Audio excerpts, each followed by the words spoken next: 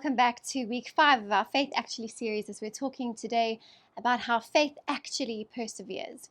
We've looked at a whole lot of different characteristics of faith that we see in the life of the early followers of Jesus in the book of Acts. And when you read the book of Acts, really one thing that strikes you very significantly, especially as the story progresses, is that faith is persevering because the disciples go through a lot. Yeah, I think Paul's story alone, and what he goes through at the back end of the book of Acts, you need a lot of perseverance to endure that. And I think Paul, being the person that was persecuting the church and is now being persecuted, fully understands what his role is in taking the church from Jerusalem to Judea to Samaria and to the ends of the earth. And he ends up in Greece, and he ends up in Malta, and he ends up in Rome, and he goes all over the place. And everywhere he goes, he gets persecuted. He gets, hauled over the coals for his faith at every turn. And there's so much perseverance that he has to endure for the faith. It's a very double-edged sword because there are miracles happening and people are being converted and the gospel message is being heard and understood, and these amazing things are happening on the one hand. And on the other hand, there is just so much resistance and persecution from the Jews, from the Roman Empire, from just general obstacles, whether it be the weather and shipwrecks and whatever else happens. So there really is just so much difficulty that they have to endure and face during that time. Yeah, so perseverance is huge when it comes to our faith. And Jesus obviously being the prime example and enduring the cross, enduring death, overcoming persecution and death itself, and yet Jesus calls us to the same and says we are going to have to persevere. And I think in today's time, during this COVID period, we need to fully understand that we need to endure, we need to persevere, we need to press in, not step out, but rather step in and lean on the presence of the Spirit, lean on what Paul went through in terms of the blinding light on the road. How many times do I think he must have reflected on that and having his life completely changed in an instant, and how many times he held on to that so that he could persevere and press in to what God was calling him to do, no matter how difficult it was. Yeah, and I think sometimes that vision is all that really holds us in our faith, because we somehow have bought into this lie that our faith is supposed to be easy, but it really requires grit and determination and holding on. And sometimes what helps us is if we can hold on to that vision. And I think that's what Paul did, is he went back and he held on to that vision that God had given him. And yes, it didn't quite get fulfilled in the way I think he would have thought or hoped that it would have.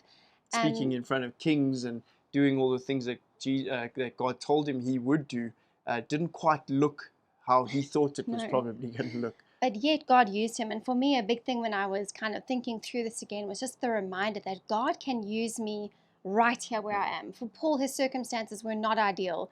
For a church planter who wants to travel around and encounter people and build churches and, explain the gospel to people, being stuck in a jail cell is extremely limiting.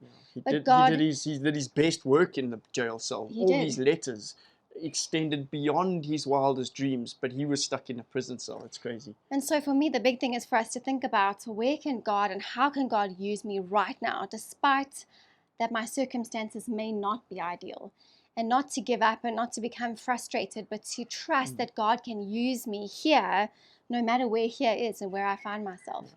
And will we have the courage and the determination to keep holding on and to keep persevering in our faith, not just when things are going well, but especially when things are dark and difficult, and it takes everything we have just to keep holding on. I think the big lesson we can learn at the moment with the crisis that we're dealing with in the pandemic is that clarity comes in isolation.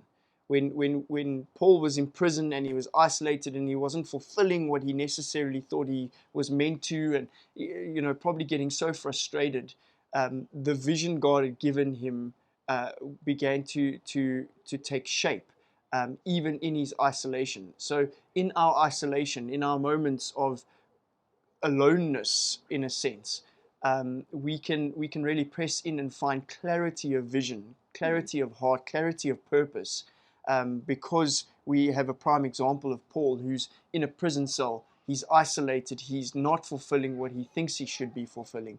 Yet God is bringing clarity. God is bringing, restoration to his soul, and making him write letters to the church that will endure way beyond him. So perseverance can sometimes be just taking a minute and realizing, even within your isolation, within your aloneness, God can bring clarity.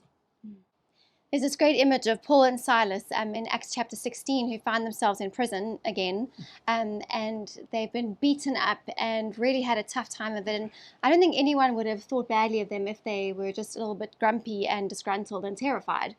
And yet they're in that prison cell and they worship. And they respond with this worship. And I always look back at that and I go, what kind of determination and grit and faith do those guys have that they could sit in that prison and worship? And I think it's just about a mindset that they had, that they decided, no matter what, we're going to keep the perspective of who God is and that He is always worthy of our worship, no matter what's going on. And in fact, worship gives us the courage of our faith sometimes. Yeah. Sometimes we do it as a response, and sometimes we have to worship in faith, in spite of where we find ourselves. But they have this incredible tenacity of faith that allows God to keep using them no matter where they are. And so just spend some time chatting and thinking about, how is it that we develop gritty and determined faith? And how can we cultivate that in our lives, that it's not a fair weather faith that is just dependent on our circumstances, but that it is deeply dependent on the God in whom we have faith, not on our external surroundings. So spend some time now discussing with your group. You can pause your video on these upcoming discussion questions.